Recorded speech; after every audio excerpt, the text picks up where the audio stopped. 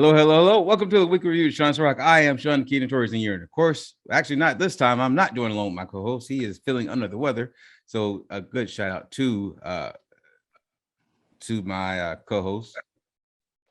Hello, hello, hello. Welcome to the weekly review, Sean Serak. I am Sean Keenan Torres in here. But I want to actually not this time. I'm not doing alone with my co-host. He is feeling under the weather. Don't you love technology? But we are joined along with Mrs. Elite Queen of the World. The Elite Mrs. Queen of the World 2021, Miss Katrina Spagnoletti.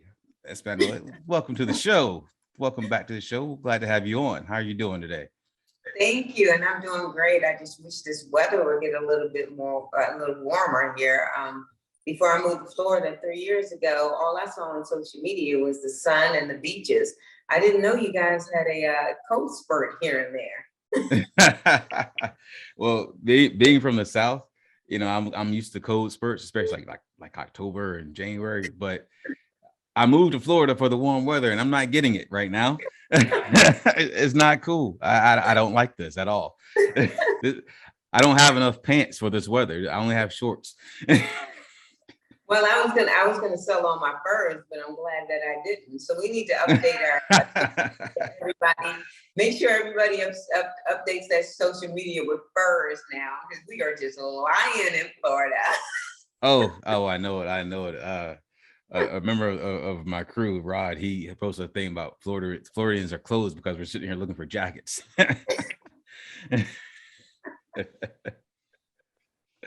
And he's right, because I had to go digging for some jackets. But that's great. Well, as you know, my co-host is not here today. He's feeling a little under the weather. Hope he feels better. But we're glad to have you on. You have had quite an eventful past year, haven't you? Yes, I have. Sometimes I don't realize how eventful it is. My husband has to remind me because I'm so busy doing so many things. I never thought that I would be an international beauty queen. And the opportunity it basically just fell in my lap, and I definitely want to take it. And I'm so glad that I did, because this organization, Queen of the World, is absolutely amazing. And I've only got about a month and a half until I forfeit my title to my successor in New Jersey. March 7th through 12th is our pageant week. And I can't wait to see who's going to have just as amazing reign as I have been having. And I just got back from India. That was one of the perks of being Elite Mrs. Queen of the World.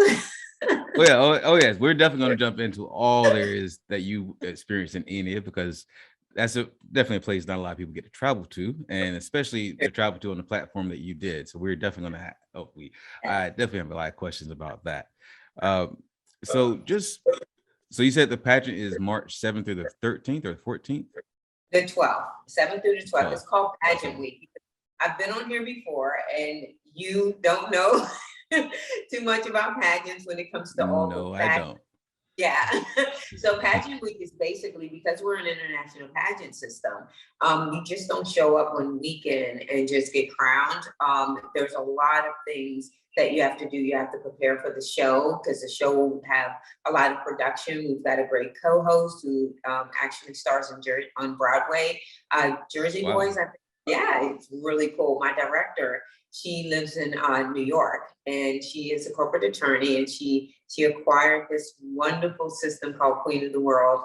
And she's just really bringing all these women together around the world, not just the USA, around the world. They're flying in, and more countries are wanting to franchise with us, so they can bring their women from different countries to compete in New Jersey as well. But she has put together a wonderful program all week for us to do community service. We're doing rehearsals. We're having dinner, breakfast, lunch, and dinner with each other. We're learning more about how to be a queen, how to compete as a queen, as a delegate. She's got something planned every single day. So it's a really big deal to be in an international pageant. I mean, right now I'm representing almost 8 billion people in this world. Like, that's amazing. It really is amazing. Everywhere I go, I'm representing them as Elite Mrs. Queen of the World. So before I ask you where in New Jersey this pageant will be held, what are some of the places you've traveled in just this past year? If you Well, I do travel a lot. My biggest trip was India, and I tell this story all the time, especially because I actually am the host of a segment called Conversation with the Queen on our Queen of the World Instagram. We go live every Thursday at 4 o'clock Eastern time, and we bring on a new queen that will be competing in the pageant week. And we interview them to ask them questions of how they're prepping, what makes you most nervous, all of that great pageant stuff. We talk all pageant. But you know, to be able to be in a situation where you're put in a situation where your director comes to you and she says to you, Katrina, do you want to go to India? And you're like, no, I don't want to go to India. I mean, I want to go to India, but I don't want to go to India because for people who don't know me, I'm 57 years old and I have never traveled on an airplane by myself because I've been too afraid. I would drink alcohol, or I mean, I would literally get sick. I told my husband one day, because I'm used to flying first class. Yes, I'm bougie, first class. And then one time we flew commercial. At least you can admit it. I got to my stomach, and I told my husband, I think I'm allergic to what is it, commercial? The commercial, see, that's why I got sick. But I fill my head with so much craziness, and we have a company that's about aviations and how planes work and how the maintenance work. My husband knows all of this stuff, but it just gets to me that I'm going to be thousands and thousands of feet in the air, and how am I doing this? No matter how much he explains it, I'm still fearful of it. So last year, I went and I flew to New York to get crowned Mrs. Queen of the World. That was my first time. My husband couldn't go because of business. And I thought I was a rock star. I was like, yeah, I can take on the world. 2.5 hours. Yeah, you did. There. I am there. My kids are like, good. Mom doesn't have to come to Virginia in a car. Now she can come and fly. And I'm like, I am superwoman. And then she, oh yeah, you want to go to India? It's 19 hours each way. And I'm like, what? But she's a corporate attorney. She had negotiated everything. Queen of the World India, they're one of our franchises. They were having a launch and they wanted to fly me to India just to be there for their launch. So they flew me first class. I stayed at the most amazing hotel, the Serak Star in Mumbai, India.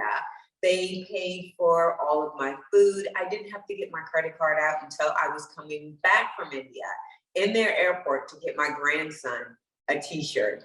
That I spent about $20 the whole trip. A whole week being there. They treated me like your grandson's gonna get older. He's gonna be like, really?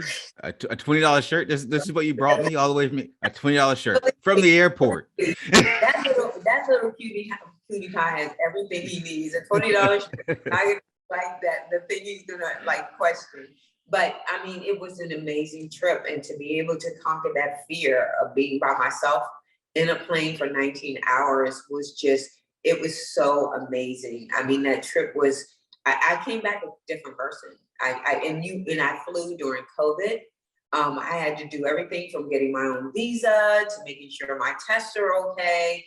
It's a lot of work. Like, that was a testimony of my patience through and through. So you had to use a visa. You couldn't use your passport. You had to use a visa to go because it was a working trip. You have to get to go in any country. You have to get a visa in order to get into those countries. And and if it's rejected, you might as well give it up. So my director, she contacted me through this company online that actually took care of it. It took 24 hours. If I would have done it myself, there was chances of me messing up and I couldn't have gotten it. So it was very important for me to get it. So I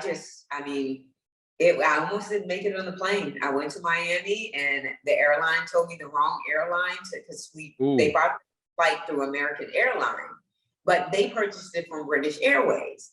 I get to the airport, I fill all of my information out for London, for everything, from Mumbai, everything. I get there and they're like, yeah, you only have a few minutes and you did the wrong thing. Down to British Airways, I had to fill everything out. This wonderful angel sat there while I went online. I had to put my COVID test. It was just, it was a nightmare. The girl who's afraid to fly was so afraid that she would not be able to get on that plane. Oh, don't you love airports? I'm telling you, there's something about them. There's something about them. You get there, you're like, you get there and you have it planned out perfectly. Like, I know what I'm doing. I've got hours. Of course, I don't get there with hours. I get there with like just an hour. But some people get there with hours to go. And you as soon as you get to security, it's like, yeah, I'm good. And the security holds you for 3 hours. Like, where'd all my time go? But I've never experienced anything so crazy in my life. But I got through. I got on the plane. It had to be a rush. And I am the person that gets there 3 hours before, you even have the gates even open. Like, my God. I'm that person. I have been like this for a lot. I might not be the most organized person, but I'm gonna tell you, I'm not gonna miss a flight. That's for sure. I've never missed a flight. I've never missed a flight, but but back before I used to get there like 2 hours early and do all that stuff. Yeah. But then I'm like sitting there for an hour. I'm like, this is boring. I could be doing other things. I'm sitting there wasting money at the air because the airport bar is expensive. I mean, those things are not cheap. I don't care how rich you are. When you're paying $12 for a beer and you're like, but this is Bud Light. I can't even get the good stuff. I mean, come on. This is a waste of money. So I love it because it gives me a little bit of time to relax. And of course I have to do like my selfies of getting on the plane and stuff like that. I'm a queen. What do I get to do? But I really enjoyed like just having that transition time from, getting to the airport, checking everything in, having that time to drink coffee or whatever, because I'm not a beer drinker, but I just sit there and I just relax, maybe call my husband, talk to him, and then it's time for me to go. Because I'm always afraid that I'm going to do something wrong and that they'll be like, oh yeah, you can't go. I mean, prime example, if I wouldn't have gotten to the airport when I did, I probably wouldn't have made that flight. Yeah.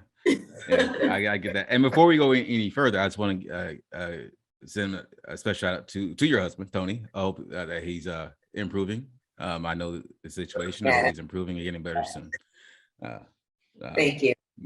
Yeah, Mr. Old Knucklehead. He's right there. He heard you, so. Oh, he did.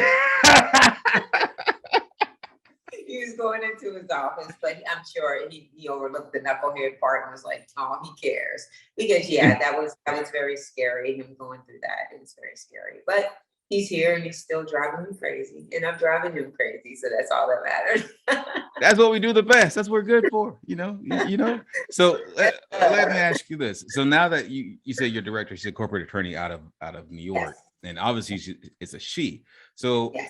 Let me ask you this. How do you feel now that a lot of these organizations are starting to be taken over by women that have historically been ran by men, old, wealthy men, for a long, long time? How do you feel about that transition happening? No, are you speaking about pageants in general? Yes, just pageants in general. I think it's great because we know women and we know pageants. So I think it's great. It's less, I think it's less of like a business transaction and more like they still have that business there because of course, I'm a big part of the planning of the Queen of the World pageant in March. Yeah. So I understand the back part as well. But you have a very compassionate woman who is like, okay, what do you think we should do? And she uses her compassion to make sure everybody is okay. I feel that men in the pageant industry, they don't really understand what women want and how we kind of function and all, because you guys are raised. I have no idea. But you're raised playing football and you're like, you gotta be tough. Let me tell you something about pageants. It is hard. It's like emotional, it's hard, and we've got to have somebody there that understands those emotional things. My husband is absolutely amazing because there's times that I just wanted to quit pageantry. Like I really did not want to, when I first competed, I broke down and asked myself, I was crying because I had a bad makeup job, okay? A bad makeup job. You little mascara running a little bit too much. It made me want to pack all my stuff and be like, yo, I'm out. Like it really did. You know, he sat there and he was like, I'm gonna tell you right now, because I was like, I'm 53 years old. What am I doing here? All the confidence went. And he was like, yeah, I'm gonna tell you right now, you didn't come this far to come this far. Get your But a woman, if I was to talk to my director, she'd be like, I understand, sweetheart. You know, just wash it off. It's okay. You're still beautiful. You know, so that's the difference. You know? We don't know how to look. We can be somewhat compassionate, but we in the business sense, we're like, no, we got to get this done. Come on. Well, I will say that I have been in pageants that are men owned and women owned. And it's unfortunate you have a man who's owning a pageant system with a whole bunch of beautiful women. What do you think could go wrong? Oh, a lot. Oh, a whole lot. Oh my so God, a lot. Having the women, especially Miss USA, the Miss USA pageant this year, having her step in and do what she did, she just redefined that whole premise of what Miss USA is. It was a beautiful show, and that's what a pageant is. Yes, you want to come and see your wife, your sister, your girlfriend win, but if the production isn't good, you know the pageant really is nothing. So I think she really revved it up by stepping in. And I feel the same thing with Alice. I think she's really understanding that you can have beautiful women come in, but you also have to have a production that when your boyfriend or your husband comes in or your brother, they're like, whoa, that was really cool. You know, we're doing this near New York. This is the Broadway capital of like the world. Like, let's bring some of that to New Jersey. We're in Morristown, New Jersey. So that's what she's looking for. She wants to redefine what pageantry is. And a lot of pageantry is very conservative. Like, it's so conservative. You're just like under a microscope with everything you do, the way you sit, the way you dress, the way you speak, even the questions that are I don't like the questions. They can come up with better questions. They really do. Well, everything is like you're under a microscope, and as a queen, you just feel like, oh my goodness, like if I do the wrong thing, are they going to strip my crown, or am I going to get chastised?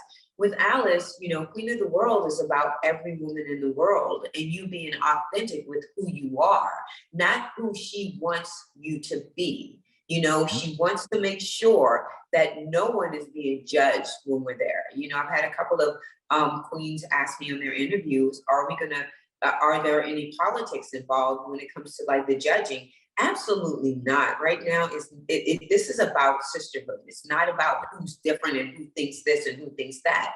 You know, we even have a Playboy playmate who is competing. She's a former Playboy. Oh, wow. Yeah, you might know her. Her name is Brianna. My husband's telling me not to say, but I think it's a wonderful thing. Brianna Deirdre. And if you don't know her husband, her husband's name is Rob Deirdre, and he is the owner of. Oh, I know Rob. Yeah, I know Rob. Yeah. So we got so much. We want women to be real. You know, we want them to come in, and and she said that was one of the things that drew her to Queen of the World, because we're a very relaxed system. And she was drawn to that because in other systems, you can't even take a nude picture. If you can even take a picture with a thong on, it's are very, very conservative. And we want to. I remember what happened to in the 80s. What was her name? Miss America. What was her name? She was African American Miss America. Vanessa Williams. I remember they dethroned her because of her little playmate, or not playmate, Playboy. Shoot, and at the time, I mean, I was a kid then, but later on at the time, I thought that's just stupid, considering that most of them, not most of them, but a lot of them go on to do that later on anyway.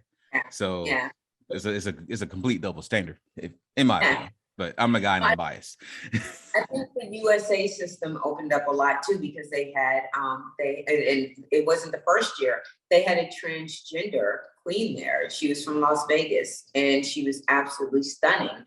Last year at Universe, they had a transgendered contestant as well. She was Spain, but they were both absolutely beautiful women. That is just. I think you froze a little bit there, Sean. Too. I did. I'm working on it right now. I was already on it. Yeah. So everyone is starting to open up those doors to like letting everyone come in. We're a pageant full with diversity and inclusion, and she sticks to that. We're not just going to say we want it to be inclusive. We are really setting the standards for what we say. We're not going to just say it, and it's not going to be, our actions are going to follow our words. And that's one reason that I decided that I wanted to do this. And to be honest, we've been on before. I didn't have a good experience with my other title. We won't talk about that. You have to look at other shows. Oh. But yeah, I didn't have a great experience at all. And I was ready to like never do this again. Like I was like, this is not something I want to do ever again. And then when Alice called me, I told her my concerns, and one of them was my platform. Not everybody is okay with my platform, and it's unfortunate, and that's why I continue to go. But she said, this is one reason why I wanted you as my queen. She wanted to find an elite, a woman over 50 that was, a leader, someone who is strong, confident, and that stood by her platform 100%. And it guided her towards me. And I appreciate, I think that's the thing that really convinced me to do it. Because when I went to nationals at the other pageant system, someone had told me that they did not like my platform, that they couldn't get behind it. But that's not fair, because this is something that is so prevalent in the world. Because when I was in India, I spoke about it. And it's no different than when I'm making a speech in the US. And there's a few women who come up and they open up to me about what happened to them. And it's the same thing in India. There's so much violence against women, and there's so much childhood sexual abuse against children. And this is worldwide. And for me to have the opportunity to stand in a historical space called the Gateway in India, with thousands of people surrounding me and about 50 women sitting there and listening to me, and try to empower them as well. That was such an amazing experience. I can only imagine. I mean, I saw some of your broadcasts while you're some of your live streams while you were over there, and just the setting behind you was amazing. Just the hotel behind you was amazing. I was like, wow, that's a beautiful hotel. I mean, I've stayed in some pretty nice hotels myself, but that was a top-notch hotel. I'm telling you that right now. It was like waking up to Florida without being in Florida. I could not believe how, like, I saw pictures and videos. Oh, it was just the most incredible thing. I've stayed at a lot of nice hotels. This one by far was incredible. And if you don't know what it is, everyone watching, it's called the Serak Star. Look it up. If next time you're in Mumbai, India, stay there. They treat you so well. The food is amazing. Like, oh my goodness, the food. I told my husband, how am I going to get on a plane and come back? But I lost 4 pounds being there. And I ate like you lost weight. I lost weight because their food is very natural. No preservatives. In the US, you've traveled. You understand this. In the US, we have so many preservatives, our body doesn't know what to do with it, so it stores in the fat. Over there, everything you eat, your body understands what to do with it, because you're made up to eat those resources. So every time I go out, I'm like, yeah, let's go eat Indian. Yeah. See, there's a few Indian dishes I like, but I'm trying to expand my my palate, because the Indian restaurant I tried was back in my hometown, and there's nothing against them, but they were literally the only Indian restaurant in the entire city. So, you didn't have anything else to really try or to compare it to. So I tried it. It was like, all right, it's okay. But then I was like, I'm gonna try it again. So I tried it in Jacksonville when I moved there. It was much better. It was a much better experience there, and they had more options. So, well, I'll tell you, Sean, you probably live by one of the best Indian restaurants, because you live in Brandon, right? Yeah. Around the Riverview area, right off of where the mall is, Brandon Mall, that big strip. There's a place called the Gate India Gateway or Gateway India, it is like I was still in India eating their food. It is so fresh, so delicious. Everything is handmade by them. It is no preserve. It's amazing. Go take the wifey there, and you're going to be like, Katrina, if you were sitting next to me, I'd smack you because it was so delicious. Did you try any of the little? I looked it up last night, but any of the little like sweet delicacies? I know you don't eat really sweets, but they have these like little homemade pastries and little sweets that they make over there. Did you try any of those while you were there?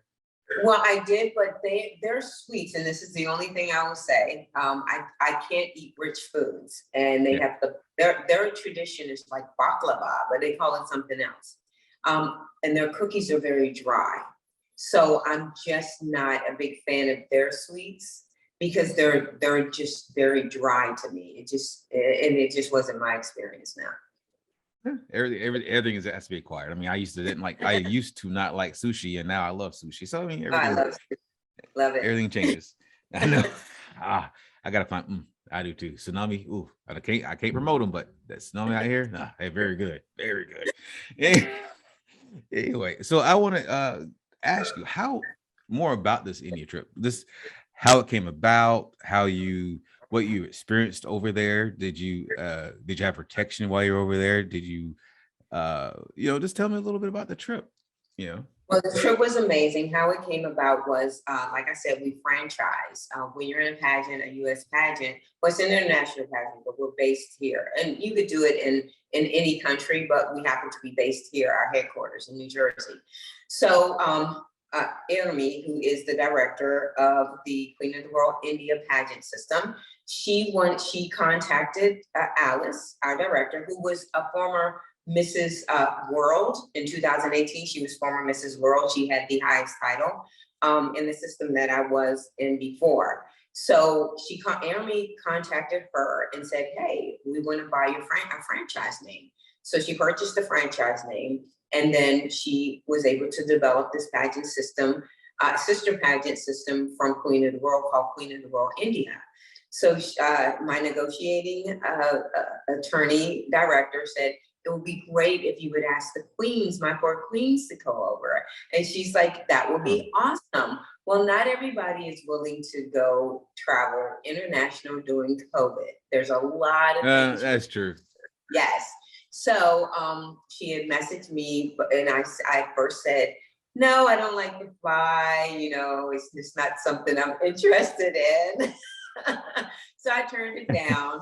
But again, my negotiating director, Alice, she does not take no for an answer. So she started negotiating. Exactly. She's so amazing as a negotiator. And she just kept hitting me up.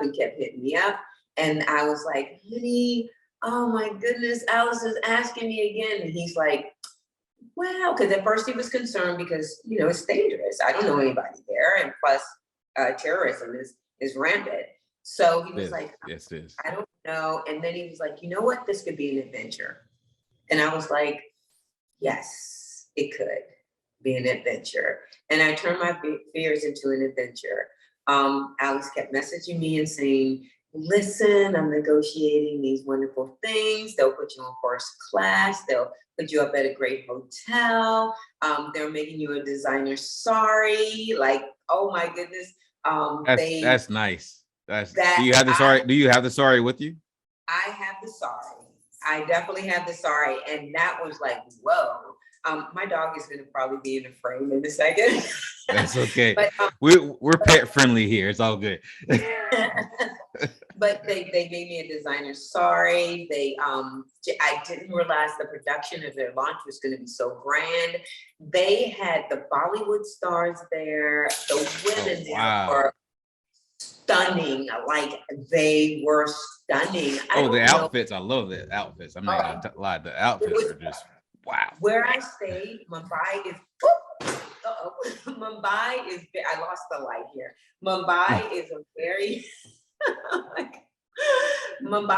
it's like a LA. It's like the Bollywood, all the Bollywood stars, they all live there. So it was very elegant. It was very shocking though to see some things. Like once I landed, they would they would pick me up from the airport. I had 4 assistants. They picked me up from the airport. Oh, wow. You really was a rock star. I had a driver the whole time. So they drove me to the hotel. We get to the hotel. 4 other assistants are there, plus the director. They hand me another beautiful bouquet of flowers. They take me up to my beautiful room. I have, I wish I had the invitation that they sent to everyone. It was a box full of just amazing chocolates and masks and coffee cups, and it was so beautiful. That was there for me. They had an arrangement of sweets there. They had another bouquet of flowers. Everything. Nice. It was like, are you kidding me? I had assistants 24/7. The only time they weren't with me is when I was in my room. I was not allowed to go anywhere by myself. I had these 2 big brawny bodyguards. It was amazing. Every time we would leave the hotel, we would come in and they would have to search for bombs because, you know, there's a lot of terrorism. You just saw people with shotguns everywhere. The military was everywhere. They're not allowed to have guns there. So no one owns a gun. So the military is everywhere. You have to always put your bag through a scanner to get into the hotel. You have to go through a scanner. It's just like being at the airport. You can go out for a jog. If you come back, you're going to get searched because, you know, you have to be very careful. I couldn't go. We went to the mall, absolutely gorgeous mall. You had to have your COVID papers. And you had to have, and thank goodness, because no one told me, I had them on my phone for my travel. So I had my COVID papers in my phone. You have to put your purse through a scanner to even go into a mall. In India, about 80% of people are vaccinated. They only get vaccinated once, and then 83 days they get vaccinated again. And the reason is because they don't have the resources that we do. So the country was pretty open. It wasn't like, you know, it was kind of like, I would say Florida, but with a little bit more mask. So it was very open. There's a lot of people. It was just a great experience, but also with a great experience, especially being in a country like that, you definitely have your moments where you're like, wow, I'm really in another country. People were living on the streets. Families were living on the streets. The government is not as generous as it is here. You know, they don't have the resources that we have here. If you lose your job or whatever, it's not the same. Seeing little kids beg for money was very hard for me. It was just definitely, there were as many great moments as I had. There were a few that I was just like, but I fell in love with India. I really fell in love with the people. I fell in love. I came back with a different perspective because I feel that sometimes we as Americans don't appreciate people in other countries, and we might not give them the respect that they deserve because they do come here to our country and they do build things to help our economy and they do build things that are positive. But there's always going to be a bad apple everywhere, no matter where you go. So I definitely came back with a new respect because my husband is a former Marine, and he's always said to me, you don't understand unless you travel to different countries how good we have it here. And I have to I've told him, and I agree 100%. There should be no one here complaining about anything. The things that I saw were so heartbreaking. It was so heartbreaking. What are some of the things that you saw? If you don't. Kids being like living in the streets, like families on blankets in the middle of the street. Like that blew my mind. We went to dinner one night and this little girl was just like, please, please, please, please, like working to get money for her family to eat. It wasn't like here in America where they sit on the corner with a sign. These little, and it's against the law to do that. It's against the law. So, but the government isn't as involved, but they definitely, because they're that type of country, when the pandemic first hit, everybody was locked down. It was like, you have to have your shot to work.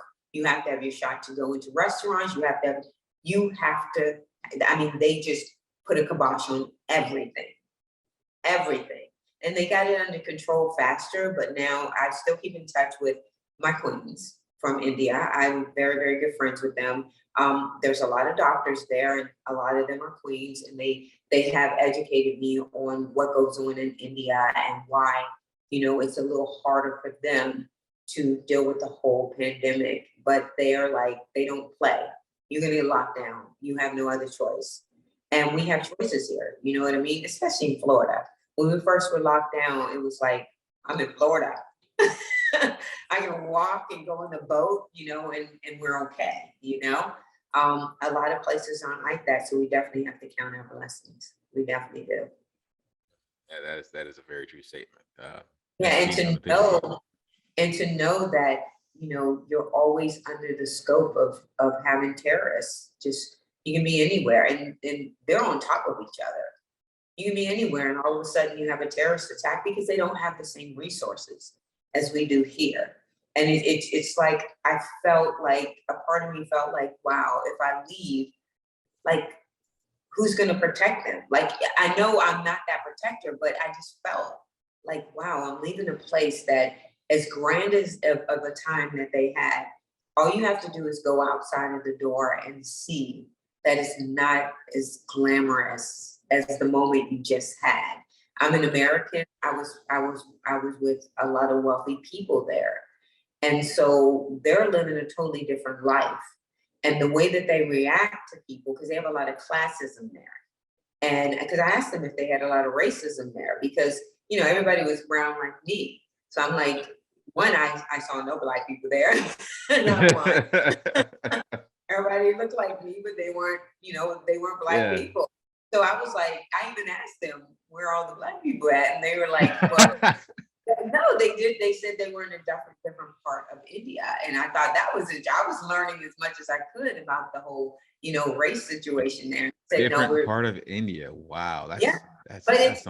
It's for no reason, but that's just maybe they're closer to another country or something like that. Yeah. But it has nothing to do with them not being wanted there. It's just that it just happens that they're there because it's not a whole bunch of us there. Yeah. And I asked them if they had any racism there, and they said no, we have classism. And it's gone so far that if you are a wealthy person, a young child, and you decide to marry someone that doesn't have equal wealth, and you get married, the families are allowed to murder you. Oh, yes. Are kidding me? So I learned over a money status. Wow.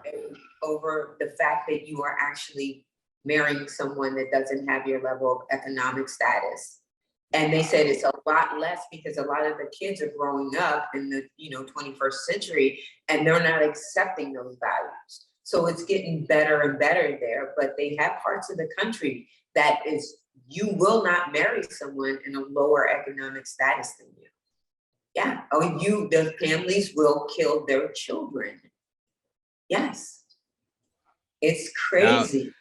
Now, I know of that and something similar to that happening in Afghanistan and other places, but yeah. I did not know it happened in India. That's new to me. Yeah. Oh, wow. Crazy. I mean, I learned so many informative things. I just could not believe those sad moments were really sad, but the great moment, and for the most part, people are surviving, they're doing their thing. This is what they call their normal. So it's not like if they come here, they'll probably be a little shell shocked, but that's their normal.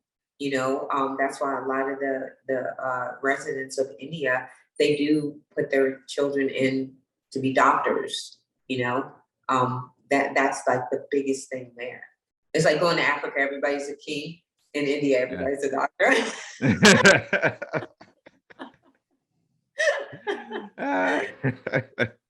Well, I mean, I've had a few doctors that were Indian, so I mean, I can't go against that. They're very intelligent. Oh no, they were great. They were great.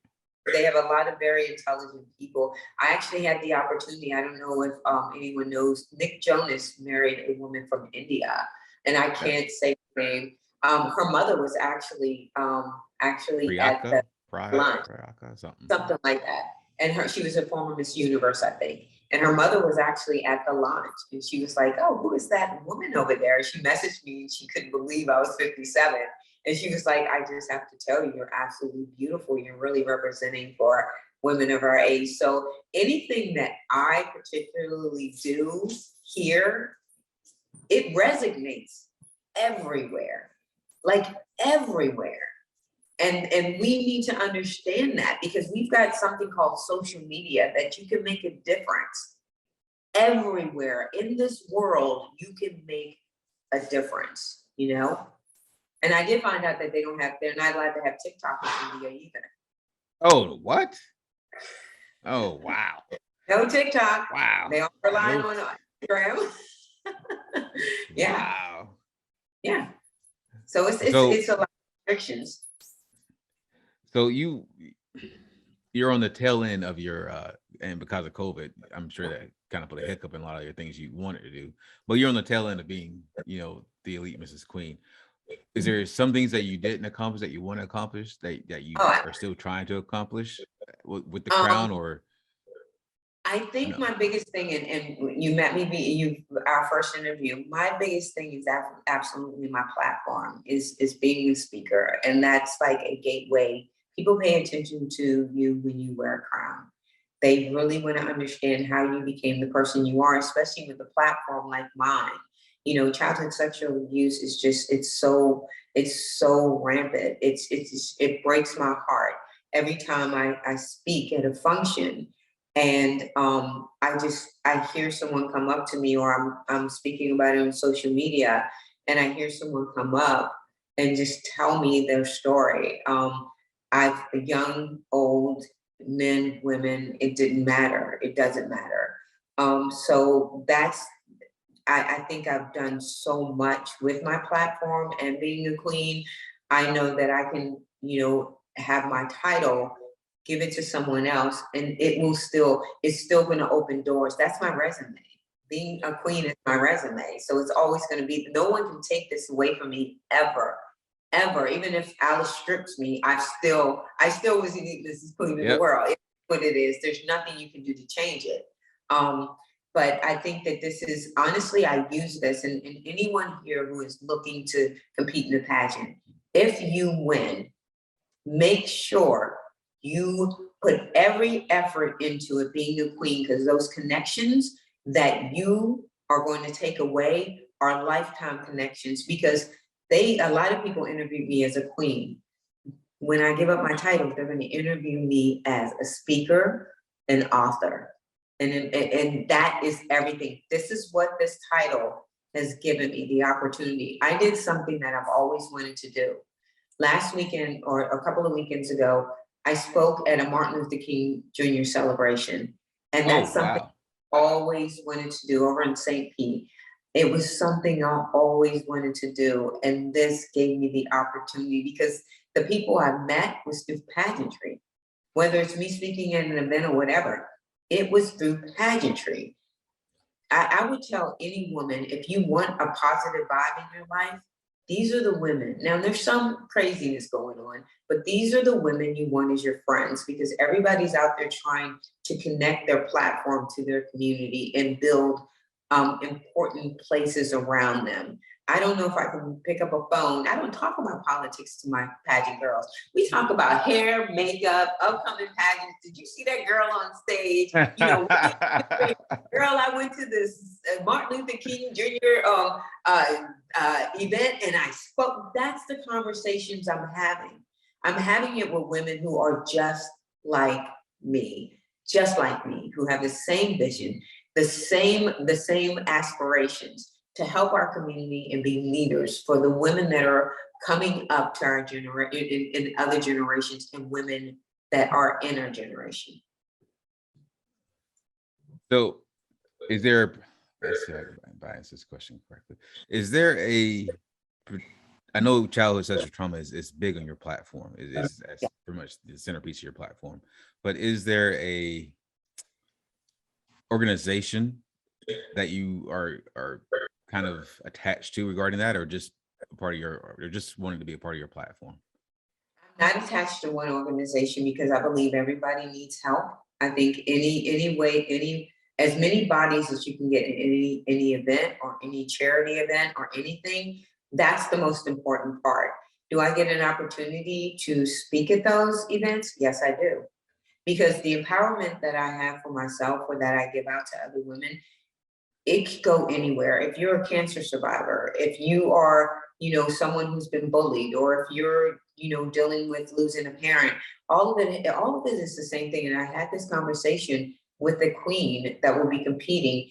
Everything that you go through in life, we might go through different situations, like my childhood sexual abuse, but we all understand the trauma behind it. We all understand being queens that we got here because we took our power back from the people who tried to take it away and didn't care about us and what we would become. So all of that, anywhere I go, I can speak about this, whether it's on stage or just sitting there at a table eating dinner with these people. Everyone is going to understand, maybe not the incident, but they're going to understand the power that I took back from my abusers and the person that I am and how I got here today. I can tell you just from personally knowing you that you are a very strong woman. And you definitely got your power back. And everyone that I know who sees you and speaks about you says you're a very beautiful woman and you carry yourself well. And I'm glad to be a friend, not just Definitely. An interviewee, but I'm glad to be a friend, and you guys are Yes, great. definitely. Are great people, and keep that up, because every time you speak on it, you speak with that pure passion that you can't fake, and that's a good thing to have. Yeah. And I mean, it's a part of me, and it's something I didn't speak about for a long time. And, you have to forgive yourself for not doing that, because I know if I would have spoke about it earlier, maybe I would have, inspired other people to have it, make it stop, or even to empower other people, or to do something that it become a bigger leader in our community. I want to tell you a story. I don't know how long we have. With this all the time. Well, I want to tell you a story because I think this is really important, and it's something that I discovered a few months ago. And I start my speeches out with this story. I believe all of us have a purpose and is already mapped out. I truly 100% believe that. And my story is this. When I was 15 years old, being abused by my stepfather, not understanding how powerful my voice was, I didn't know how to get out of it. I had no clue how to do this. I didn't think my mother would believe me. I didn't think he was a really, high profile person. And I was like, no one's going to believe me. Plus, it happened when I was 15. 5. I thought it was a dream. So of course, my self-esteem was like, this was the Katrina then was not the Katrina now. And this is not maturity. It's just working hard to be who I am. This is not by accident. But at 15 years old, not knowing that, living in a dark place, one day I decided the best thing to do to get me out of the darkness was to take my own life. So at 15 years old, back in the day, you saw all these, TV wasn't as crazy as it is today. Yeah. You just had blood. You saw movies where people would commit suicide by taking pills, and then they wake up, the people will find them, they're absolutely gorgeous, everything's intact. So I'm thinking in my 15-year-old mind, that's the most peaceful and painless way to go.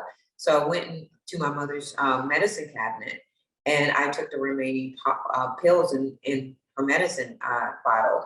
The next day I woke up, I didn't understand why, because I wasn't that person that was like crying out for help. I didn't want to be here anymore. I really couldn't take another day of not knowing what's going to happen to me at the hands of my stepfather. So I woke up the next day, and I was so disappointed. I was confused. Why would the universe put me here? Like, I'm an innocent 15-year-old child. Why is this happening to me? Why? Like, I don't believe, because I was a Christian then, and I'm a Buddhist now, but I was a Christian then, and I was like, why is God putting me through this? Like, at 15, I'm not mature enough to comprehend all of this stuff that's going on. But in the same breath, Sean, I had this premonition. It's like a dream. And I dreamt that I was standing in front of an audience in a red suit. And I didn't know what I was talking about, or why it was there. But at 15, I thought, oh, I'm gonna be famous. Like I thought, oh, this means the reason that I didn't die is because I'm gonna be famous. Like that is so cool. So it gave me a goal and a purpose. And when you suffer from depression, a purpose is everything to save your life. You've got to have a goal. You've got to have something to work towards. Even now, you say I'm busy because I have to be. I can't sit in silence or I'll feel that depression. I'll feel that 15-year-old girl that wanted to like just go away. You know, I have more to live for now than I did there, but that depression never stops, no matter what you go through, no matter what you have. Look at Robin Williams, you know, people who are very wealthy, they have that, it's real. And so years go by, I knew being a good person was probably going to take me there. So I've always been a good person. And I lived a very chaotic life up until I was in my 40s when I was in my third marriage, and I just hit rock bottom. But when I was 35, I was a single mom with 3 kids. And I was like, I didn't know if the father of my kids would even be around, because my first husband, he wasn't around for my son, and I was terrified. But I woke up and I had to reflect on myself. At 35, I needed to understand how to be a better woman. And I set on a journey to find my faith. That took me to a place that was comfortable, and Buddhism was my faith. I got confidence from that, but going through more relationships that were toxic, I needed to figure it out. So I started going to therapy with a guy who was cheating on me with a 21-year-old because I wanted him to get fixed. I didn't realize I went there to get fixed myself, because when you go to couples therapy, they tell you, we will see both of you guys together, but we have to see you separately, because two unhealthy people can't maintain a relationship. You have to have 2 healthy people, not 1, not 0, 2. So I started going by myself. My husband at the time stopped going, and I just became healthier and healthier. I didn't go from 1 to 100 like that. There was a time I went in the car and he had said to me, it's like talking to a normal person. Like I was like getting better through my faith, through therapy. We finally wound up splitting up. I met Tony and I was healthier. And I decided when I get married to Tony, I'm going to compete in the pageant. And I did. And being 53 years old, competing against girls 30 years my junior, I was like, yo, this body's going to get tight. They're not going to make me look crazy. So I started getting into fitness, right? It really helped me with my confidence. Everything started falling into place. Everything. And I just found so much I just regained my power through those tools. And then on September 5th in Orlando, Florida, I was preparing to go on stage to win a title, my first title at 56 years old. And my pageant coach at the time, they instruct you on what to wear for interview. I pulled out this red dress. They told me, do not wear red. You exude too much power. Red's a power color. You will exude too much power and you won't win. I showed that dress to my husband, and my husband's eyes went like this, honey. Yeah, I bet it did. I bet it did. He said, that is the winning dress. I believe him and I trust my husband. I walked into that room on September 5th in that judging interview in a red dress. And the first person who told me how amazing that dress was one of the judges. His name is Randy Stone. He is the police officer in the Village People. He was one of our judges. I knew I made the right decision to listen to my husband. The first question that was asked of me was, if you had your dream job, what would it be? Whether you're doing it now or you're working towards the goal. I looked at that judge and I said, that's an amazing question. Because during COVID, when we were locked down, knowing that I was going to be in a place that was familiar and I couldn't do anything and I couldn't be busy, I had to face my biggest fear. And that was to tell my story of childhood trauma and how I healed. That day on September 5th, on that Florida stage, I was crowned Mrs. Florida. Now, I was wearing a red dress, speaking to an audience. And that was my purpose in life. And I will stick to this purpose.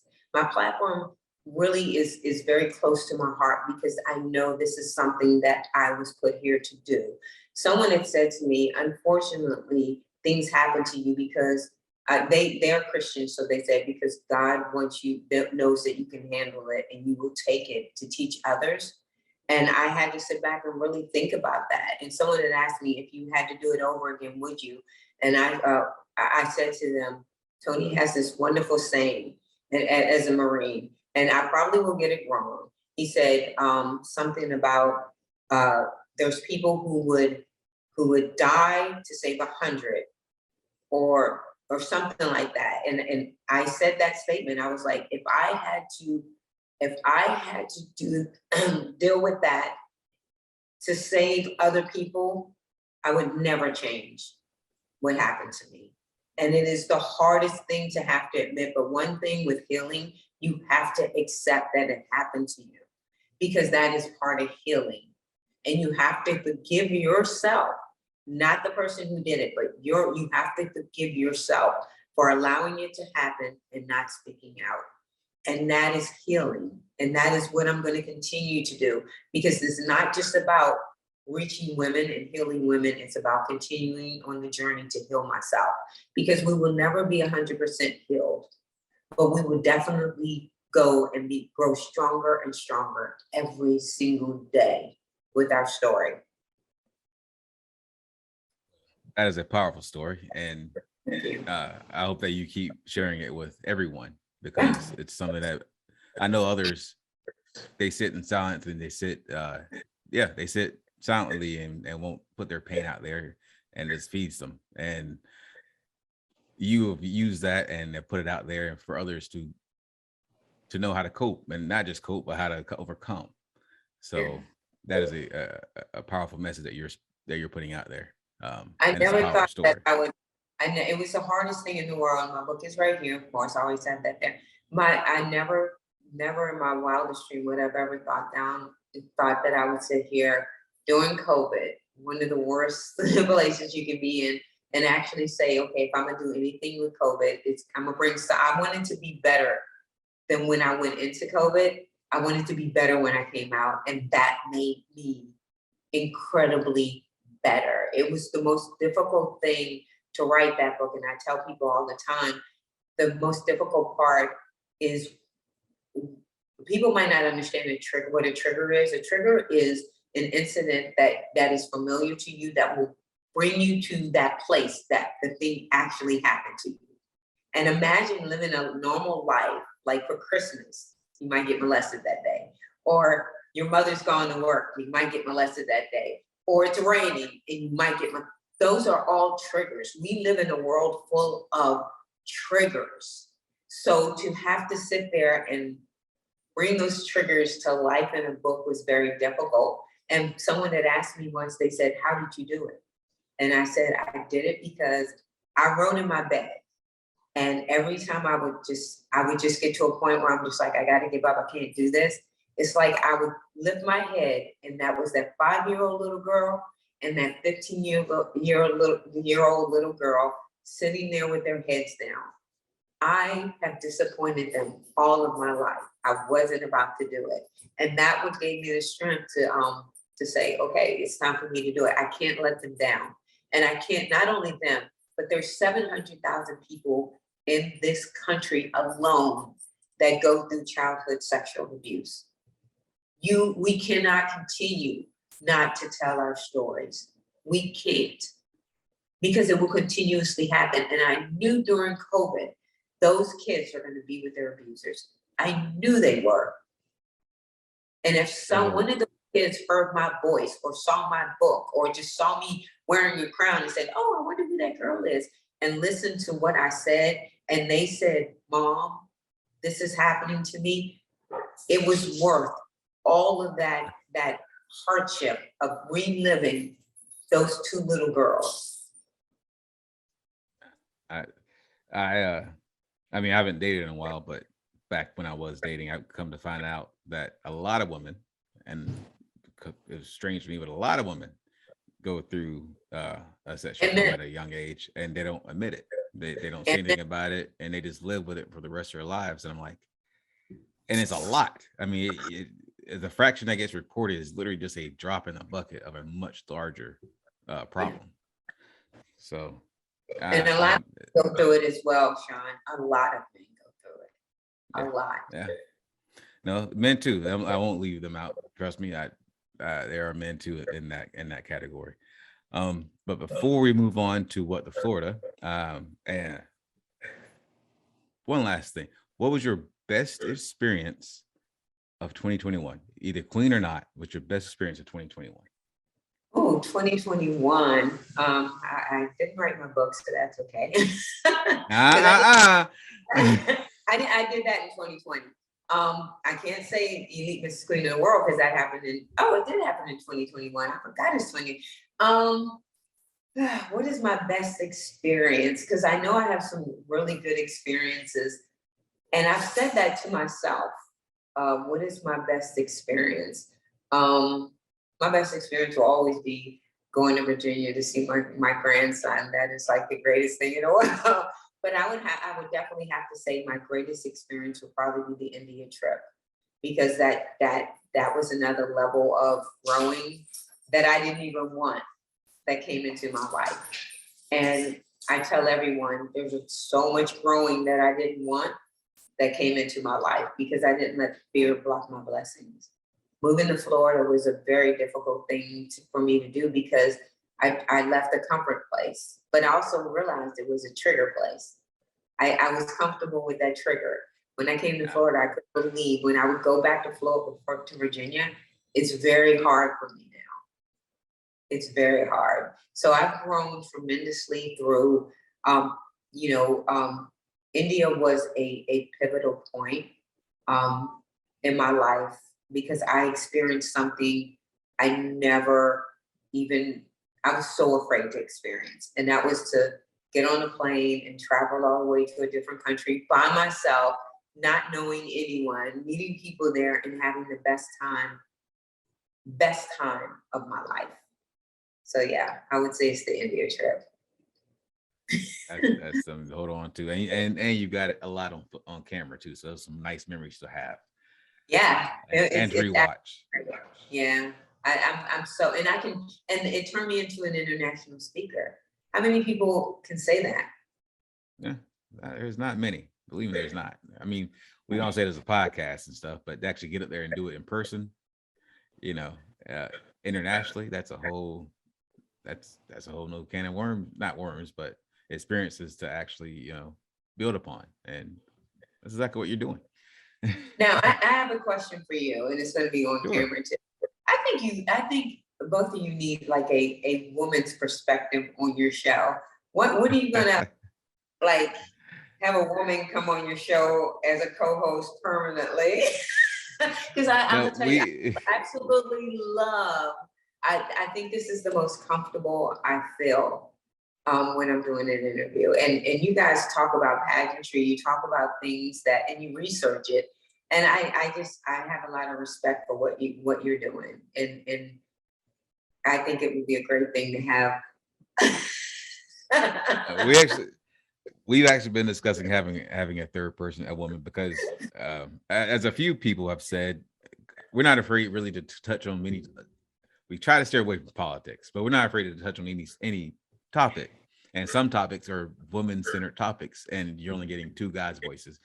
One's a father of a daughter, and the other one has a girlfriend. So not exactly like the best to have to share things about, women's issues, but we still try. We research it, we look it up because we want to give you, a nice comedic angle to everything. And so, try to entertain you a little bit and educate you a little bit too. But with that being said, we're gonna go ahead and jump into what. I'm gonna send you my resume. Hey, that's fine with me.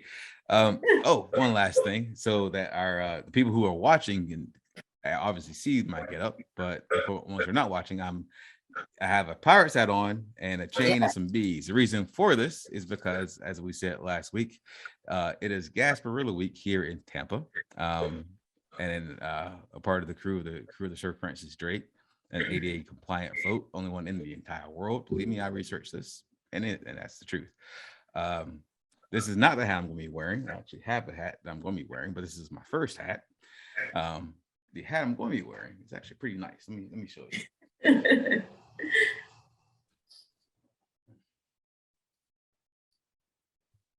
Right. So before we get into what the floor, I want to show everyone this hat because this is an amazing hat. So this is the hat. Woo! Nice. Yeah. That is beautiful. This is the side of it. It's all gold. Yeah. So that's a special shout out to our crew queen, Miss Renee Woods. That's beautiful. Absolutely beautiful. She did a great job on the hat. And thank you very much for that. Can't wait to sport it again for Gasparilla this weekend. And so for anyone who wants to come out, it will be cold, but you still come out and celebrate another champion tradition that, you know, someone's like to join in and be a part of. But with that being said, are you ready for What to Florida? Yeah, yeah, okay. The last time I truly bombed and my husband heard me and he was like, really?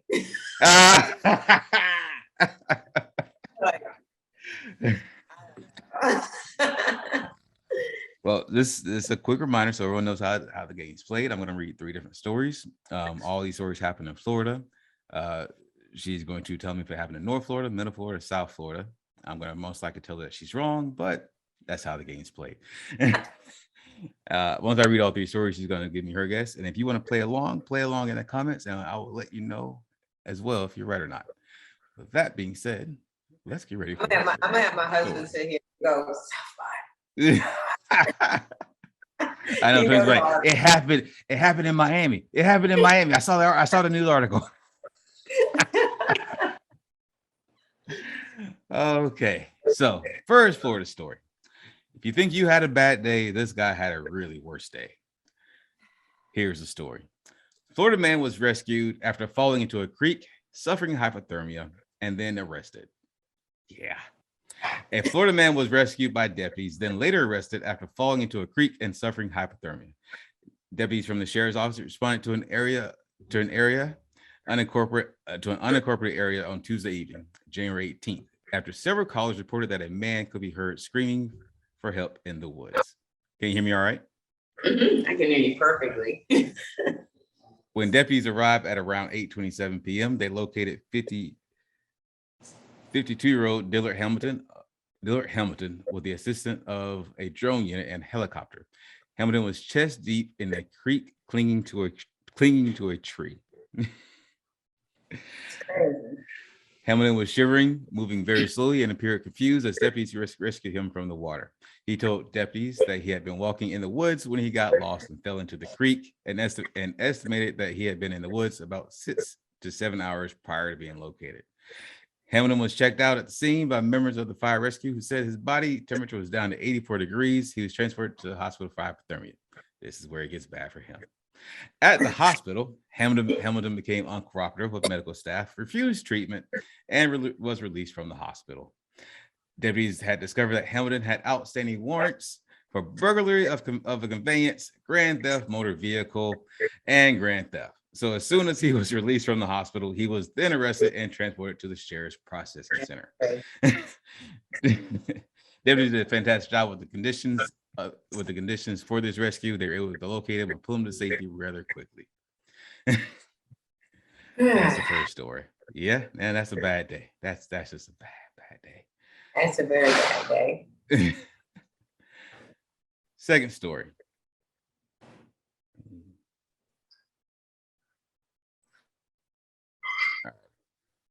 A city council candidate is accused of harassing a woman and calling her vulgar names multiple times during a September incident.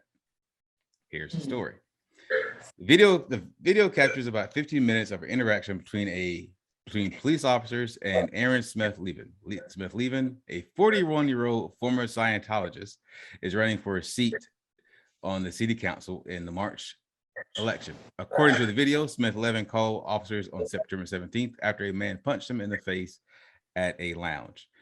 Smith-Levin told officers he was out collecting signatures to get his name on the ballot when the boyfriend of a woman he knew from their time approached him.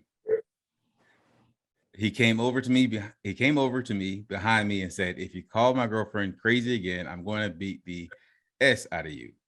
Smith-Levin told officers. I stood up, went to talk to him, and the next thing I know, I'm getting punched in my face and knocked down to the floor. In the video, Smith-Levin tells officers the woman called him a stalker. He told officers he never stalked or harassed her, but admitted to sending her messages on Facebook the year before. Yeah, of course. She brought up something that happened 18 months ago where while I was really drunk, I sent her a bunch of Facebook messages. He told police, like, "What do you want me to say? I don't know. She's super hot. I'm sorry." But bartenders told police a different story. They said Smith-Levin never called the woman crazy. They told police he called her a C. five times before the boyfriend stepped in.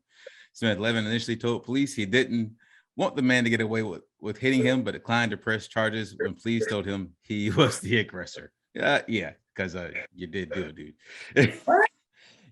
You could have the guy write out a confession that he punched you in the face. An officer is heard telling Smith-Levin, "No state attorney will ever prosecute because of the words you said to his girlfriend." Wow. In a written statement to the newspaper, Smith-Levin blamed his personal struggles on leaving the church 7 years ago. "Everyone who goes through the hell of leaving Scientology knows just how far from fine it can get," he wrote. "And yet I and my family have persevered and made it work. And I help others to do the same. And the unbelievable stress and pressure of all this, I have made mistakes and I continue to heal and grow." Goodness. Yeah. And the last story. Here we go. Florida man stops to charge his ankle monitor while committing a crime, Francis grand theft auto. Early Tuesday evening, the county sheriff's office began receiving numerous calls about a person riding through homeowners' properties on a red side-by-side. In case you don't know what a side-by-side is, it's a little red, little gator-looking thing. You can drive around woods and stuff with it. The man, Joshua Shane Kreider, even approached one caller and asked if he could use their electrical outlet to charge his ankle monitor. A detective responded to the call and said he saw Kreider near the county road. Detective Pacho approached Kreider, who was allegedly behaving strangely. While Detective Pacho attempted to figure out what was going on, Kreider reached into his pockets, causing Detective Pacho to hear several suspicious clicking sounds. When the suspect refused to keep his hands visible, he was immediately handcuffed. Detective Pacho found a box cutter in his pocket with the blade out. A check on the side-by-side revealed the vehicle to have been reported stolen out of a different county. The detective ran a check on Kreider and found not only was he on house arrest, but he also has an extensive history, including battery, burglary, and grand theft. He faces charges of grand theft of a motor vehicle and resisting arrest, both felonies. That's crazy. Just a little bit. So those are the three stories, and now it's up to you to decide where did they happen. The first story is the man who was rescued falling into a creek. No. After falling into a creek. Middle Florida, South Florida, or North Florida? North Florida, South Florida, or where? Central Florida? Central Florida, yep. I don't know. I think everything has a creek. I don't know. It's water. South Florida. South Florida is incorrect, but you're close. It happened in Central Florida in Polk County. All right. Story number 2. Okay. I meant to say, I know number 2 is South Florida. You know, number 2 was South Florida? Yeah. Number 2 was, sorry about that. Where is, I lost the article. That's just horrible. There's the article. There's the article. There. You say number 2 is South Florida. The guy with the Scientology thing. The Scientologist guy who called the woman a C. Yeah. South Florida. That happened actually in Central Florida. Happened in Clearwater. Now, caveat to that, there's a caveat to that. In my personal opinion, I consider it South Florida because of the University of South Florida is right here in our town. But everyone else overrules me and said it's Central. So I'm gonna give you half. I'm gonna say you're half right on that one. I'm gonna give you half right. It has to be north. I mean, it has to be northern because it's unless you didn't put one. The last one, Florida man, it happened. You're saying north. So Yeah, it happened in. It happened in DeSoto County, which is just below us. Just below us. More like, is it below I-4? Is it below I-4? If it's below I-4, yep, it's below I-4. So it happened in South Florida. Oh. I don't know these areas anyway, so and none of it sounds. I guess if I lived here long enough, I would understand. But I don't read the news. I don't read the news at all. But that's not fair. Next time, do something a little different. Say, where's Gasparilla? Okay, all right. I got one for you. Where is the next pirate festival going to happen? Next year. Well, Saturday, of course. But there you go. See, but I want to thank you for coming on the show. It has been a pleasure as always. You were a wonderful guest to have. Sorry that apologies to my co-host that he's feeling under the weather. Hope he feels better soon. But before we go, I'm gonna let you plug a few of your things, especially your book. So if you want to go ahead and put your little credentials out there and let everyone know how to find you and what to find you for. This is my book. It is called What My Mother Never Knew. It's How I Heal from Childhood Trauma. It is something that is near and dear to my heart. You can get it on my website, and my website is basically my brand name, which is Katrina Spagnoletti. That is all of my handle name, Katrina Spagnoletti. If you don't know how to spell Spagnoletti, I guess you can Google Elite Mrs. Queen of the World, and it'll give you. There you go. It'll give you the right spelling of it. It's like spaghetti, but a little bit more powerful. So this is my book. I'm absolutely 100% proud of my work. And if you want a signed copy, just order it from my website, and I'll be happy to autograph it and send it to you. That's great. And she can also be found on Instagram at Katrina_Spagnoletti. Make sure you find her. It's an interesting Instagram. It's always fun. She's much better than I am or my co-hosts are about social media. So you actually will enjoy her Instagram a little bit more than ours. But thank you again for coming on the show. We really appreciate it. Amazing time as always, and hope to see you soon. And to all other guests, this has been the Weekly Review with Sean Serak. I am Sean Notorious, and of course, I'm not joined today by Serak the Mike.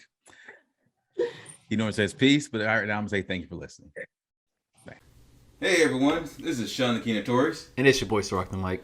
We just want to remind you to go ahead and hit that subscribe button for us. Please subscribe, like, share. But if you don't like, obviously, don't do any of that stuff because we don't want no fakes out there. Just kidding. There's no way.